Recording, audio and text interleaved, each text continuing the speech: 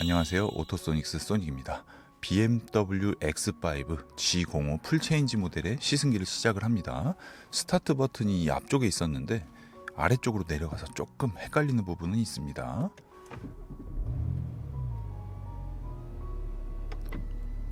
시동을 걸면 제가 맞춰놓은 스티어링 휠 그 위치 그대로 내려오고요. 룸미러를 맞추고 사이드미러 맞추고 출발하겠습니다.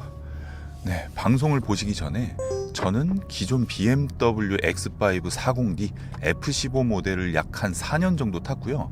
지금 현재도 740LD 모델과 BMW X3 20D를 가지고 있고요. X5 M50D를 계약을 해놓고 배정을 받은 상태이기 때문에 아주 현실적으로 차를 타보면서 단점과 장점을 한번 구분을 해보려고 할 겁니다.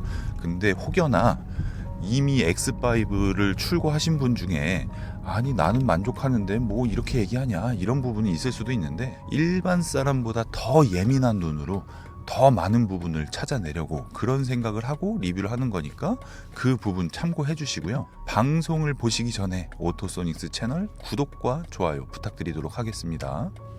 워시에 뿌려서 유리창 좀 닦고. 자, 주행 코스는 노면 상태가 좋지 않은 비포장 수준의 길을 먼저 이제 주행을 하고요. 코너링, 커브길 뭐 이 부분하고 고속도로 뭐 이런 식으로 시내 주행까지 반자율 주행 기능이 얼마나 좋아졌는가, 승차감이 얼마나 좋아졌는가, 이런 부분을 중점적으로 살펴보면서 BMW X5 구형 이렇게 비교를 할 때 어떤 느낌인가, 이 부분도 한번 살펴보도록 하겠습니다. 이 크리스탈 기어봉의 느낌은 생각했던 것보다 좋진 않아요. 좋진 않고 대시보드에 가죽, 인디비주얼 가죽이 들어갔다는 것은 아주 큰 부분입니다. 기존 모델에 들어간 그 우레탄과는 전혀 다른 느낌이고요. 이거 봐라, 이 차 이거 시작하자마자 되게 재밌네요. X5 M50D 같은 경우에는 이게 옵션이, 주행 관련 옵션이 풀옵션인데 제가 이렇게 핸들을 지금 왔다 갔다 하는데 뒷바퀴가 상당히 개입을 하고 있다는 게 느껴질 정도예요. 이게 540i에서는 제가 이 정도는 아니었는데, 스티어링 휠을 내가 돌리는 조향 각도보다 차에서 조향 각도를 주는 게 조금 더 많은 것 같은 그런 느낌이 나는데, 와, 이 느낌 굉장히 고급스럽게 잡았고요. 방금 저 길이 비포장도로 수준의 길이었는데 승차감이 아주 기대가 됩니다. 일단 지금 제가 착석하고 있는 시트는 컴포트 시트예요. 댐핑과 스티어링 휠만 스포츠로 놓고 나머지는 컴포트가 되게끔 그렇게 세팅을 해놨습니다. 지금 스포츠에 놓고 이렇게 움직이면 컴포트보다 오히려 제어가 더 어렵고 뭔가 이렇게 딱딱한 느낌이 나긴 나는데, 그게 통통 튀는 딱딱한 느낌이 아니라 그냥 좀 더 묵직해진 그런 느낌이 나요. 이 서스펜션 느낌 같은 경우에는 구형 모델과 비교할 만한 수준이 아니라 너무 좋아졌는데, 가속하는 부분은 어떨까요? 지금 한 요 정도 속도에서 컴포트 모드에서 세게 밟으면 장난 아니구나. 제동 스포츠 플러스 익스트림 다이내믹 세팅, 여기서 사운드도 좀 바뀌었습니다.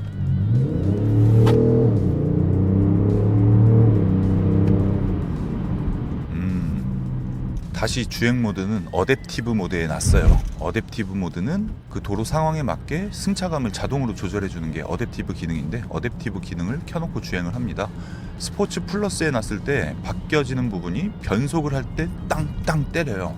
아주 스포티한 느낌을 주고, 배기 사운드, M 배기 사운드 시스템이 인위적인 느낌이 나긴 하는데 그래도 사운드가 듣기는 되게 좋네요. 가속하는 느낌은 X6에 만약에 M50D가 나온다고 하면 아주 다이내믹한 느낌이 날 것 같은데, X5는 지금 세팅 자체가 굉장히 컴포트거든요.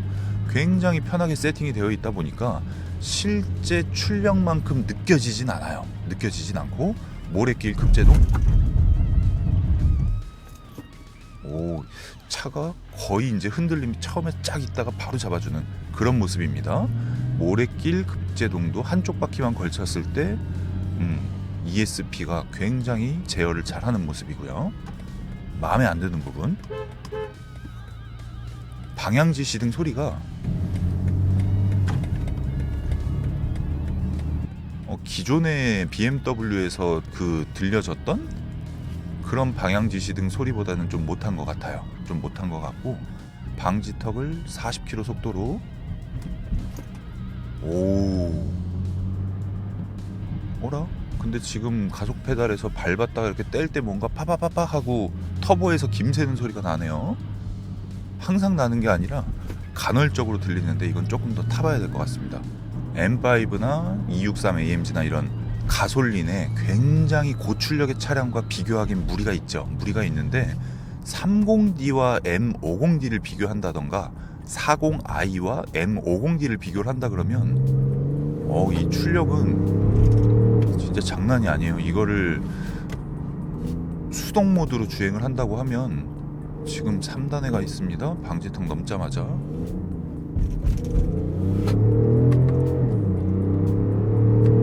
터보렉이 조금 있긴 있는데 막 그렇게 흉할 정도의 터보렉은 아니고요. RPM 한 4000에서 변속을 할 때도 느낌 자체가 상당히 좋고, 제동을 했다가 변속을 낮추고 다시 가속을 하고, 이런 부분이 무게가 2.3톤이 되는 이 대형 이 떡대 있는 SUV의 움직임이 맞나 싶을 정도이긴 한데, 한 가지 불만은 BMW X5 M50D가 이 정도 출력을 보이는 것 대비 이 정도 출력을 내는 것 대비 제동은 좀 밀리는 느낌이 좀 많아요. 밀리는 느낌이 많고, 다시 수단량으로 변해라 컴포트 모드로 돌아왔습니다. 돌아왔는데 가속 페달과 경찰 아저씨, 가속 페달과 브레이크는 나쁘지 않고요. 우회전을 하건 좌회전을 하건 방지턱을 넘건 어떤 상황에서도 SUV의 승차감이라고 하기엔 좀 무리가 있는 것 같아요. SUV의 승차감이라기보다는 굉장히 편안한 세단의 좀 높은 차, 그런 느낌이고요. 서스펜션을 한번 낮춰볼까요? 최대한. 뭔가 느낌이 다른가? 주행하는 포지션이 낮아졌다는 느낌이 확실히 나긴 나네요. 자, 최대한 올려서 천천히 올라가고 있습니다. 여기에 레버에 이제 표시가 되는데, 그렇게 막 엄청 높아졌다, 레인지로버 정도 됐다, 이런 느낌이 나진 않는데, 그래도 아까보다는 확실히 높아졌다는 게 느껴지네요. 자, 고속도로에 올라와서 마의 두둥두둥 구간에 들어왔어요. 두둥두둥 구간에 들어왔는데, 이 부분에서도 그렇게 막 엄청 심하게 공명음이 생긴다던가 그런 부분은 없고요. 고속도로에 올라와서 보니까 기존 주행 소음 대비 상당히 개선이 됐어요. 상당히 개선이 됐는데 노면 소음이나 외부 차량 소음이 들어오는 부분은 조금은 아쉬운 그런 정도 수준입니다. 5 시리즈 세단과 7 시리즈 세단, 이런 차량이랑 비교했을 때 SUV라서 더욱 시끄럽다, 이런 느낌이 크게 전달되어 오진 않고요. 주변 차량 소음이 가장 거슬리는 소음, 두 번째는 노면 소음, 세 번째가 풍절음인데, 풍절음은 일반적인 속도에서는 거슬리지 않는 그런 수준입니다. 그리고 이제 반자율 주행으로 규정 속도에 세팅을 해놓고 지금 주행을 하고 있어요. 앞에 차량이랑 간격도 설정을 해놓고 그렇게 반자율 주행을 사용을 하고 있는데, 기존 모델 대비 반자율 주행이 얼마나 개선이 됐는지 실선 구간부터 해서 황색선과 점선, 이런 부분까지 하나하나씩 체크를 해보도록 하겠습니다. 스티어링 휠을 잡아라, 이렇게 가끔 나오긴 하는데, 반자율 주행 기능이 이건 기존 모델 대비 업그레이드 수준이 아니라 그냥 다른 차입니다. 다른 차. 스티어링 휠을 잡고 있으면 차선 인식을 했다라고 연두색으로 떠요. 연두색으로 떴을 때 스티어링 휠에서 손을 떼고 있으면 일정 속도가 지나면 여기 이제 스티어링 휠에 주황색, 빨간색 경고등이 뜹니다. 경고등이 뜨고 이 전면 계기판에 있는 카메라가 제 눈을 인식을 해서 제가 졸고 있진 않나, 이걸 모니터링을 해요. 그래서 눈을 뜨고 차 운전을 하고 있으면 이렇게 경고등만 띄우고, 졸고 있다라고 판단을 했을 때, 운전자가 뭔가 이상하다라고 판단을 했을 때는 자동으로 차를 세워버립니다. 비상등을 켜고. 근데 그 기능은 우리나라의 도로 여건에선 제가 테스트를 할 수가 없기 때문에 해외 리뷰에서 본 거를 이제 인용해서 말씀드리는 부분이고요. 방금 전에 이제 그 안전봉이 세워져 있고 커브길이 굉장히 심한데, 이 부분까지 이렇게 잡아주는 거를 봤을 때, 제가 여태까지 리뷰를 했던 차량들이 어마어마하게 많진 않지만 그래도 최신 차종들은 다 리뷰를 했거든요. 그 차종들과 BMW X5 풀체인지를 비교를 했을 때 반자율 주행의 성능은 이 차가 제일 좋습니다. 이 차가 제일 좋고요. 진짜 좀 어이없을 정도로 잘 잡고 있어가지고 좀 굉장한 것 같아요. 빠르게 돌리기로 제가 했다가 정체하는 그 부분까지 한번 가보도록 하겠습니다.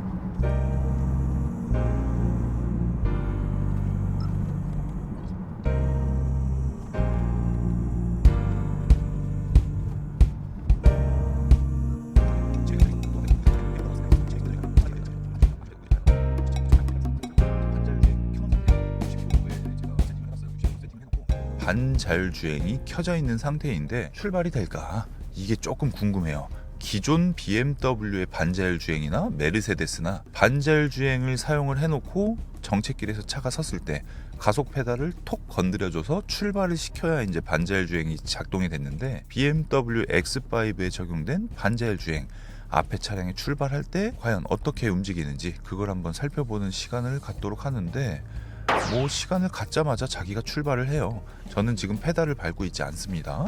가속 페달을 밟고 있지 않고 오토홀드는 켜져 있는 상태고 브레이크 페달에 발을 밟지 않고 손은 떼고 있는 상태입니다. 자동으로 출발했다가 자동으로 섰다가 이걸 반복을 한다고 하면 우리나라에서 BMW의 반자율 주행은 정말 대박이죠.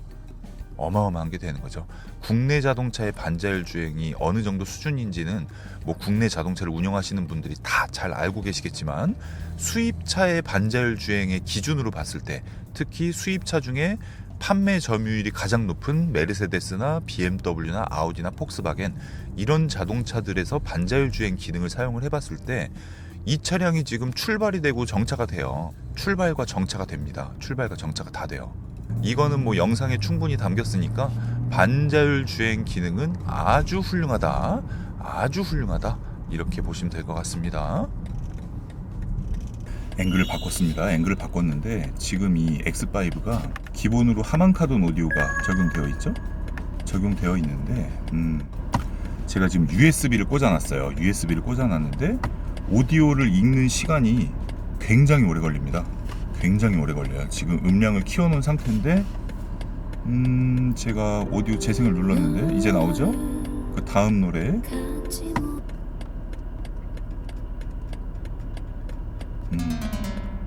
아이드라이브가 이런 적이 없었는데 아이드라이브 속도에 대해서는 다른 부분은 굉장히 빨라요. 다른 부분은 굉장히 빠른데 제가 늘 사용하던 USB가 BMW X5 신형에서는 굉장히 버벅대는 그런 부분이 있어요. 지금 재생해놓은 노래가 나오는 데까지 굉장히 오랜 시간이 걸리는 거는 USB 기종을 가리는지 일단 기존 BMW에서 굉장히 잘 사용하던 제품인데 이 차량에서는 재생이 굉장히 버벅거리고 있습니다. 굉장히 버벅거리고 있고 일반 컴포트에서 급가속 진짜 이 X5의 가속 능력은 굉장합니다. 방지턱 넘고 방지턱을 넘는 것도 굉장히 사뿐히 넘죠. 굉장히 사뿐히 넘고 이번 방지턱은 좀 세요. 40km 맞춰놓고 이 정도로 흔들리고요. 이번 방지턱을 넘고는 스포츠 플러스의 수동 모드. 자, 풀악셀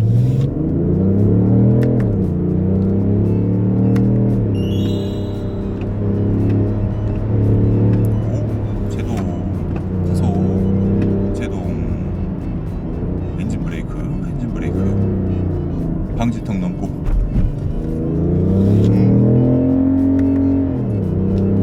방금은 제가 기아 변속을 일부러 안 했어요. 일부러 안 했을 때 자동으로 변속이 되는지를 체크를 했는데 변속이 안 됩니다.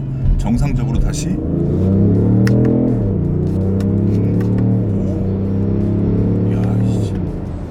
이거는 제동 속도가 너무 빨리 올라가가지고 더 이거를 가속 페달을 밟고 있으면 안 되겠습니다. 가속 페달을 밟았다 뗐다 밟았다 뗐다 밟았다 뗐다 차선을 자동으로 안쪽으로 넣어줬고요. 변속을 하고 등받이를 조금 세우고 꽤나 심한 커브에서 변속을 하지 않고 그냥 이 기어를 그대로 쓰면서 한번 돌아보도록 하겠습니다.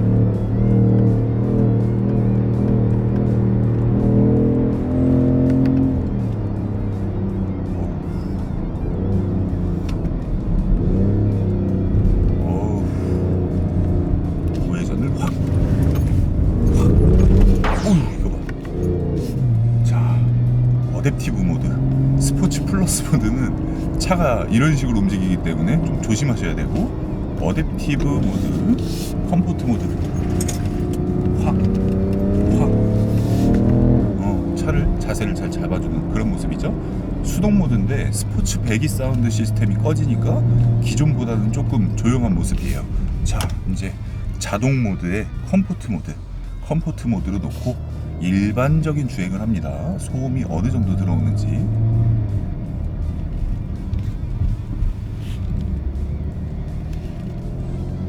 일반 주행을 했을 때는 스포츠 모드에서 들려오는 다이내믹한 엔진 사운드를 기억을 한다고 해도 기존 모델 대비 상당히 조용해졌어요.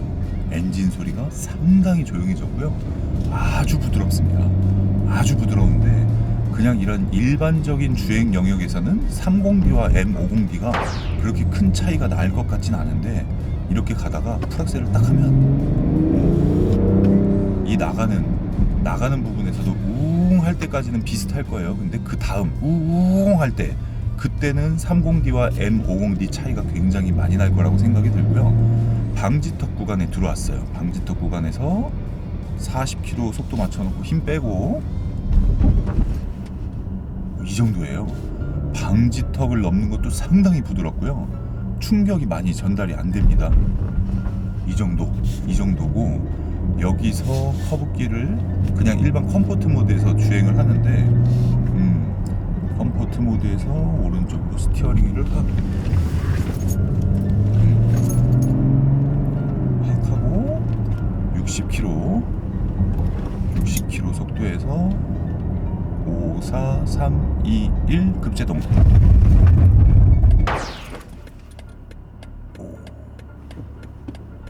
분명히 그냥 일반적인, 또 안전벨트를 해놓으니까 가방이 날아가진 않네요.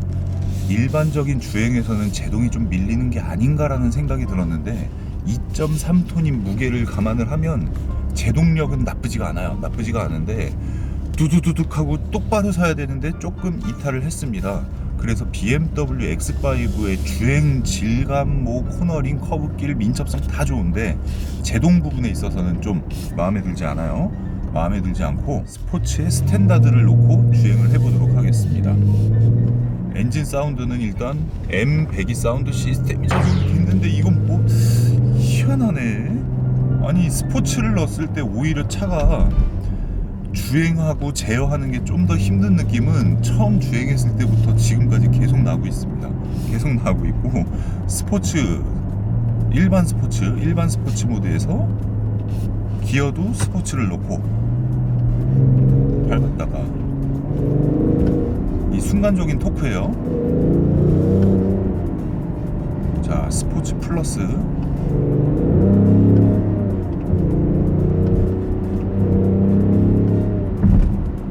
야, 여기 거의 포트홀 수준인데 맨홀 뚜껑이 파인 곳이 충격을 굉장히 잘 흡수를 해줘요.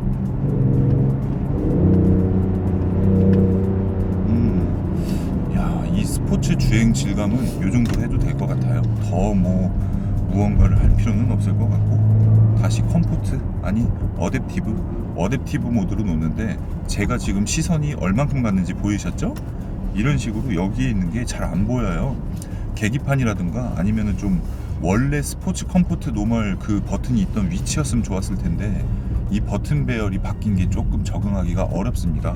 적응하기가 어렵고, 전폭이 2004로 굉장히 넓어졌어요. 여기 운전석에 앉아서 이렇게 딱 운전을 했을 때 운전하는 느낌에 있어서도 기존 X5보다 넓어졌다는 게 느껴지고요. 그리고 지금 조수석에 사람이 타진 않았지만 조수석에 누군가가 탔을 때 조수석에 탄 사람이랑도 꽤나 거리가 벌어진 그런 모습입니다. 제가 7 시리즈를 갖고 있는데 7 시리즈랑 비교를 해도 일단 차가 굉장히 넓어요. 굉장히 넓어서 전폭이 넓어졌다라는 부분은 아주 만족하는 부분이지만, 뒷좌석 등받이 각도는 상당히 아쉬운 부분이고, 나머지는 이 차는 확실히 SUV에서 BMW X5는 굉장히 편하면서도 다이내믹한 그런 모습을 갖고 있다. 이 정도로 마무리를 하면 될 것 같고요. 정차 중에 소음과 진동, 주행할 때는 굉장히 조용해요. 주행할 땐 굉장히 조용한데 신호 대기를 한다, 아주 조용합니다. 아주 조용한데 진동은 조금 있어요. 드라이브 모드에서 오토 홀드를 넣은 상태에 한 3.8에서 4 정도 왔다 갔다 합니다. 3.8에서 4. 시트에 놨을 땐 그 정도고요. 여기 센터는 진동이 거의 없어요. 제가 느낄 때는 2.8 정도. 도어 트림 3 정도. 기존 X5 40D를 탔을 때 이 센터 콘솔과 도어에 전달되어 오는 진동이 꽤 있었고요. 정차 중에도 운전석 진동이 좀 있었는데 진동, 소음 전부 개선됐고요. 뒷좌석 등받이로 전달되어 오는 진동, 조수석에 탔을 때 뭔가 조금 불편한 기분이 살짝 드는 부분, 그 부분을 제외하고는 소음과 진동에 대해서는 기존 세대와는 비교가 되지 않게 조용해졌습니다. 천장 높이도 제가 기존 BMW X5를 탈 때는 천장이 조금 닿았어요. 조금 닿았는데 지금 모델은 닿지가 않고 왼팔을 도어 트림에 놓고 핸들을 잡을 때 기존 모델보다 조금 불편한 것 같은, 뭐 플라시본지는 모르겠는데 그렇게 느껴지고, 왼쪽 아래쪽은 넓게 나와 있어서 이러고 핸들 잡기는 괜찮아요. 오른손도 그렇고 전면에 좀 가까이 앉아서 주행을 하시는 분도 그렇고 시트 포지션에 대해서는 얘네가 굉장히 신경을 많이 쓴 것 같아요. 스티어링 휠도 내 정면에 딱 잡혀지고, 시트를 좀 누워서 타는 사람, 여기서 조금 더 누워서 타는 사람이 있다고 해도 이 어깨 부분이 따로 움직이기 때문에 이렇게 어깨가 붕 떠서 운전하는 일은 없어요. 이 차량 같은 경우에는 제가 아주 편하게 타는 대로 시트 포지션을 맞춰놨을 때도 이게 만약에 지금 이 어깨를 사용을 하지 않고 일반적인 자동차처럼 이렇게 맞춰놨다 그러면 이렇게 되거든요. 이렇게 되는데 이렇게 운전을 해야 되는데 여기서 이렇게까지 만들어지고, 이 헤드레스트가 이렇게 구부러지거든요. 이렇게 구부러지면 머리가 쏙 들어가요. 머리 사이즈에 맞춰서 헤드레스트를 맞춰놓고 타면 이 부들부들한 메리노 가죽, 다코타 가죽이었을 때는 여기가 까칠까칠해가지고 막 머리에 좀 이질감이 있었는데 머리가 닿는 느낌이나 전반적인 부분에서 아주 만족할 수준이다. 뭐 BMW의 컴포트 시트 편한 건 누구나 아니까 아주 만족할 수준이다라고 보여지는데, 여기 센터 스피커 커버는 마음에 안 들어요. 이쪽으로 약간 이렇게 틀어져 있어요. 이쪽으로 약간 틀어져 있어서 뭔가 좀 불안정한 느낌이 살짝은 들고요. 조수석에 탔을 때 운전석을 바라보는 뷰, 이런 부품들 퀄리티는 기존 세대보다 훨씬 좋아졌고, 가죽 마감이나 도어 트림이나 전반적으로 봤을 때 느낌이 상당히 좋습니다. BMW X5와 X7 실내가 똑같이 생겼죠? 실내가 똑같이 생겼는데 그 차량이 더 높아요. 더 높은데 키가 제가 187cm인데 저보다 크신 분이라고 해도 실내 높이 때문에 X7을 가실 이유는 없을 것 같고요. X5만 돼도 차가 상당히 크고, 로터리에서 이렇게 돌릴 때, 막 확확 돌릴 때 있죠? 확확 이렇게 돌릴 때, 이럴 때만 진짜 SUV랑 세단이랑 차이가 나는구나 라고 느껴지지, 나머지 일반적인 주행에서는 무게중심이 너무 높다, 뭐 SUV라 뒤뚱거린다 이런 느낌이 전혀 없습니다. 전혀 없어서 SUV가 처음이신 분들이 BMW X5를 선택해도 아주 만족할 수 있다. 뭐 이 정도로 정리하고요. 뒷좌석 리뷰에서 상세한 내용을 또 담아보도록 하겠습니다. 뿅!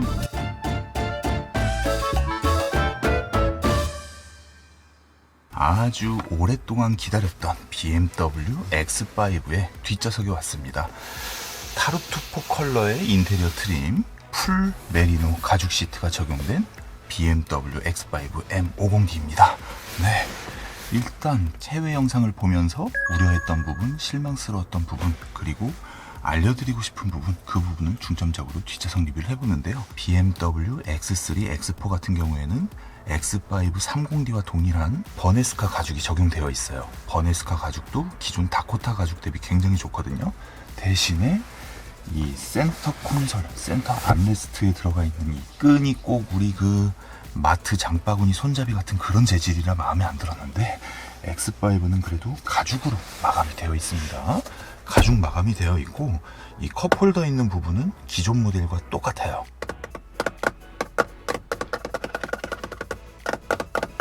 이런 좀 그렇게 그렇게 막 고급스럽지도 않고 뭐 나빠 보이지도 않은 플라스틱이고, 이걸 열면 컵홀더가 쫙 나오는데 일반적인 물,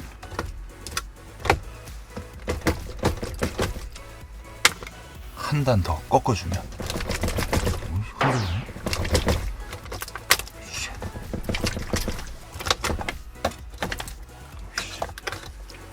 소리는 납니다. 소리는 나고, 이런 큰 거, 큰 건 안 들어가는데 이 도어 포켓이 도어 포켓에 너끈하게 들어가는 사이즈, 이렇게 볼 수가 있고요. 이 컵홀더 부분은 경쟁 모델보다는 장점이라고 볼 수가 있어요. 센터 암레스트를 내리고 컵홀더를 한 번 더 꺾고, 컵홀더를 사용하지 않을 때는 이렇게 앉아서 팔을 딱 놓으면 편하게 앉을 수가 있는 그런 모습인데, X5의 경쟁 모델이라고 할 수 있는 포르쉐 카이엔이라던가 폭스바겐 투아렉도 마찬가지고요. 여기 구멍 2개가 나와 있는 그런 모습은 저는 별로 좋아하지 않는데, 그나마 이렇게 뭐 한 번 더 꺾어서야 한다. 이 안쪽에 수납 공간이 있어요. 근데 이해가 가지 않는 부분이, 이 수납 공간 안에 보통은 잡소리가 나지 않도록 뭔가 이렇게 부직포 같은 게 마감되어 있는데, 얘는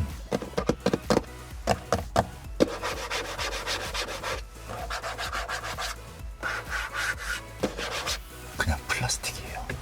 그냥 플라스틱이기 때문에 스마트폰을 뭐 여기 넣는다, 이렇게 차가 흔들거린다 그러면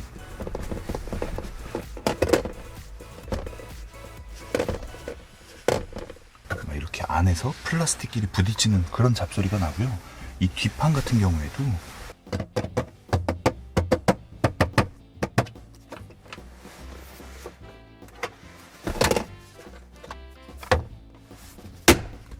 이렇게 훌륭한 메리노 시트가 뭔가 이렇게 좀 죽어 보이는 그런 플라스틱 사용된 부분이 좀 눈에 많이 띕니다.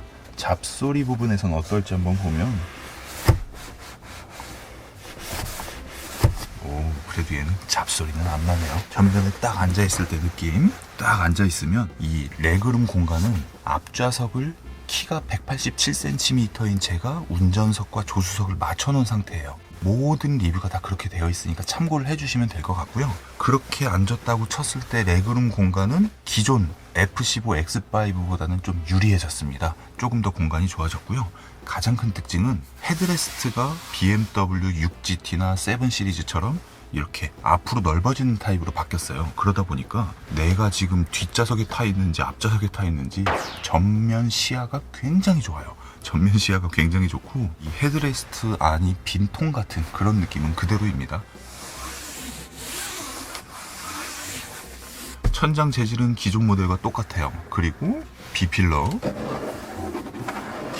C필러, 이런 부분들을 봤을 때는 구형 모델과 큰 차이가 없는데, 이 도어 트림이 대박입니다. 도어 트림이 메리노 가죽보다 더 좋은 가죽이 없죠. BMW에서는 메리노 가죽이 가장 윗등급의 가죽으로 M5나 7 시리즈의 M760Li 이런 차량에만 적용되었던 그런 가죽인데, X5 퍼스트 에디션, X5 M50D, X7에 기본 적용이 되었습니다. 그런데 여기서도 종류가 2가지가 있어요. 이 차량 같은 경우에는 맨 윗부분 메리노, 중간 부분 메리노, 스피커 그릴, 아랫부분은 그냥 일반적인 좀 이렇게 막 좋아 보이지 않는 그런 재질인데, 이보다 상급은 전체가 가죽으로 둘러싸여 있는 그 모델도 있는데, 이 차량은 그 모델은 아닙니다. X5 M50D는 소프트 크로징이 적용되어 있어요. 소프트 크로징 속도, 이게 예전 BMW가 속도가 더 빠른데, 가장 아쉬운 부분이 이제 리어 썬블라인드가 수동이라는 점, 그리고 X5 30D에는 이 리어 썬블라인드가 없다는 게 단점이에요. X3도 있거든요. 이게 손잡이는 체결되어 있는 강도나 뭐 나머지 다 똑같고, 여기 이제 LED 조명, 파노라마 루프 스카이 라운지, 이것도 옵션 가격이 그렇게 비싸진 않은데, 다른 좀 불필요한 걸 빼고 전 차종에 넣어줬으면 어땠을까 하는 아쉬움이 남는데요. 파노라마 루프 스카이 라운지가 굉장히 예쁜데 막상 겨울이 되면 잘 열지 않아요. 그냥 봄, 여름, 가을용이라고 보시면 될 것 같고, 여기 이제 트래블 앤 컴포트 시스템이라고 해가지고 USB 단자가 나와 있고요. 옷걸이 같은 거 있죠? BMW 액세서리 중에 옷걸이를 기존에는 헤드레스트에 놓고 그 다음에 꽂았는데, 지금은 여기 바로 꽂으면 되게끔 그 부분이 나와 있는데, 이것도 M50D에만. 이 시트의 질감은 메리노 가죽은 말할 게 없습니다. 정말 훌륭한 가죽이니까. 원래는 등판도 가죽인데 이 차량은 등판까지 가죽인 것 같진 않아요. 그냥 뭔가 이 인조 가죽의 느낌이 나고, 요 밑에 이제 수납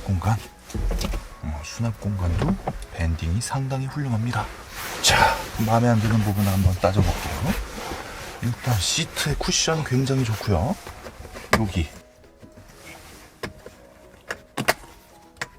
유아용 카시트를 꼽는 부분이 이 메리노 가죽의 시트 컬러와 딱 매칭이 돼가지고 똑같은 컬러였으면 좋았을 텐데, 타르투포 컬러에 여기는 블랙으로 되어 있다 보니까 좀 보기가 좋지가 않고요.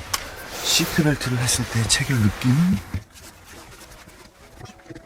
자, 시트 벨트 느낌은 나쁘지가 않고요. 이 차량이 뭔가 이렇게 레그룸 공간을 더 늘리면서 방석은 더 뒤로 가고 등받이는 더 서 있는 그런 느낌이에요. 구형 대비. 등받이가 편하지가 않은데 뒷좌석 등받이 각도 조절이 안 돼요. 등받이 각도 조절이 안 된다는 부분은 GLE, 카이엔, 투아렉 이 모델, 그리고 아우디, 볼보 다양한 대형 SUV와 경쟁을 할 때 가장 큰 단점이 되는 부분일 것 같습니다. 대신에 이 휠하우스, 여기에도 가죽 마감이 되어 있다는 점, 그리고 헤드레스트를 그냥 쉽게 접었다가 폈다가, 이렇게 평상시에 혼자 탈 때는 이걸 접어서 뒤에 시야를 좀 확보를 하고, 그 다음에 사람이 타면 그냥 이렇게 딱 쉽게 올릴 수 있게끔 하는데, 이 헤드레스트 쿠션의 느낌이 그렇게 좋지가 않아요. 이 천장 공간은 파노라마 루프가 들어간 차량 같은 경우에는 이 끝에 부분이 굉장히 낮아져요. 이렇게 쑥 하고 낮아지는데, 제가 편하게 앉았을 때 이렇게 내리고 편하게 앉았을 때 전면 시야는 굉장히 좋으면서 천장에 닿지 않는 이런 정도 수준인 거는 포르쉐 카이엔이나 구형 X5 대비 좀 개선된 부분이다, 좀 좋아진 부분이다, 이렇게 볼 수가 있고요. 이 도어 캐치가 기존 모델이랑 달라졌어요. 기존 모델은 널찍하게 되어 있는데 이 차량은 손가락을 넣고 열어야 되는데, 이 위치나 이런 게 나쁘지가 않아요. 기존 모델은 손가락 2개 이상을 사용해서 문을 열었다고 하면, 이 차량 같은 경우에는 손가락 하나만으로, 손가락 하나를 넣었을 때 딱 편하게 열 수 있는 이 각도를 만들어 놨는데, 이 부품 하나 만들려고 진짜 아주 많은 사람들이 손가락 사이즈별로 넣어본 것 같은 아주 착 감기는 그런 각도가 나와요. 이런 걸 보면 BMW가 참 이런 거는 잘해요. 그리고 문을 닫을 때 잡는 이 부분은 플라스틱 질감이 딱 정확하게 S클래스의 문을 닫을 때 들어가는 그 안쪽에 있는 플라스틱을 갖고 S클래스에 맞지 않는 그런 플라스틱을 사용했다, 이렇게 말한 적이 있는데 똑같아요. 아니, 여기 조금 질감 좋은 뭐 헝겊대기 같은 거 넣어줬으면 좋았을 텐데. 나도 모르게 손톱 기스가 아주 많이 날 것 같은, 또 한국 사람 같은 경우에는 스마트폰이 갤럭시 노트 이런 거 큰 걸 쓰잖아요. 얘가 이렇게 불안하게 이게 조금만 건드리면 떨어지는, 막상 핸드폰을 넣어놓기는 애매하고 손을 넣을 때도 조금은 걸리는 그런 부분이고요. 내장재 트림이 최소로 적용이 됐어요. 디자인으로 봤을 땐 더 좋아 보이게 하는 아주 많은 스킬이 들어간 것 같고요. 윈도우 스위치의 느낌은 여느 BMW와 비슷비슷합니다. 근데 확실히 이 도어 트림도 그렇고 이런 부분도 그렇고 이런데 눈에 보이는 플라스틱 질감이 좀 아쉽다, 이 정도로 볼 수가 있고요. BMW X5 G05 이 모델의 가장 큰 단점이 뭐냐면, 이 뒷좌석에 타잖아요. 뒷좌석에 성인이 타건 아이가 타건 등받이에 등을 이렇게 딱 대자마자 진동이 조금 있는 게 아니라 진동이 많이 와요. 어떤 느낌이냐면 비단 이 차가 디젤 모델이라서 이 등판에 진동이 많이 오는구나 이런 느낌이 아니라 이 차가 40i나 452나 가솔린 모델의 BMW X5가 나왔어도 뒷좌석 등판에 진동이 있을 가능성이 있겠구나 이런 생각이 듭니다. 그 다음에 이 센터 가운데 좌석 발 부분이 기존 모델 대비 2cm 정도 높아졌어요. 그 얘기는 시트가 2cm 정도 낮아지지 않았을까, 그래서 이 실내 공간을 조금 더 확보하지 않았을까 그런 생각이 드는데, X5와 나중에 나올 X6 그리고 X7과 비교를 했을 때 이 방석의 넓이는 X5가 가장 넓을 겁니다. 자, 가운데 좌석. 자, 가운데 좌석에서 시트벨트를 하고 있어도 불편한 느낌이 별로 없고요. 가운데 좌석의 쿠션이 꽤나 괜찮아요. 꽤나 괜찮고 천장에도 이 파노라마 루프 덕분인지 닿지 않고 전방 시야가 진짜 불안할 정도로 굉장히 좋기 때문에 BMW X5는 완벽한 5인승이다라고 봐도 될 것 같고요. 포존 에어 컨디셔닝이 기본 적용되어 있습니다. 그리고 이제 시트 폴딩을 했을 때 뒷면 마감을 자세하게 보면은 허접한 부분이 조금 보이긴 하는데, 전반적으로 봤을 때는 아주 그냥 훌륭한 카페트 마감 재질과 이렇게 그렇게 안 좋게 얘기할 게 없는 그런 부분입니다. 뒷좌석 시트 폴딩이 뭐야 이게, 시트 등판 무게가 상당하네요. 상당합니다. 네, 어쨌든 마지막으로 뒷좌석 빠르게 탑승. 눈으로 봤을 때는 뒷문짝이 그렇게 많이 열리는 것 같진 않아요. 그래서 이 차의 승하차 높이, 문이 열리는 각도, 이런 부분으로 뒷좌석에 얼마나 편하게 탈 수 있을까를 아주 빠르게 탑승으로 다른 리뷰들과 구분해 볼 수 있는 그런 시간입니다. 아주 빠르게 탑승.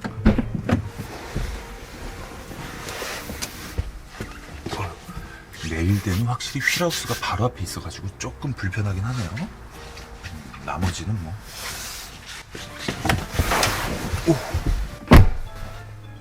목 디스크 걸릴 뻔했어. X5가 확실히 타고 내리는 거는 좀 불편해요. 문 열리는 각도가 그렇게 여유롭지가 않습니다. 그리고 올라타야 되는 그런 경우이기 때문에 아무래도 어르신들이 탈 때는 좀 불편함이 있을 것 같고요. X5의 장점이라고 볼 수 있는 부분, 창문이 끝까지 내려와요. 여기 이제 검정색으로 경계점이 보이시죠? 경계점이 있고 창문이 끝까지 내려오기 때문에 뒤에 탄 사람이 쾌적하게 탈 수 있다. 창문이 다 내려온다. 이렇게 볼 수가 있고요. 파노라마 루프 덕분에 시야가 굉장히 넓고, 이런 눈으로 보여지는 부분에 있어서 일단 전면부 시야가 굉장히 좋기 때문에 전면에 멋있는 디자인, 새로운 디자인도 눈에 띈다. 이 정도로 볼 수가 있겠습니다. 제가 가장 기대했던 2019년의 BMW 신차종은 X5와 X7이었는데요. X5 리뷰 내용과 같이 모든 부분을 솔직하게 진짜 양념 하나도 없이 설명을 해드렸습니다. 오토소닉스 채널에 이제 다양한 리뷰가 정상적으로 올라갈 거니까요. 앞으로도 채널 많이 사랑해 주시고요. 다음 리뷰에서 좋은 모습으로 찾아뵙도록 하겠습니다. 오토소닉스 채널 구독과 좋아요 부탁드리고요. 방송을 마치도록 하겠습니다. 감사합니다.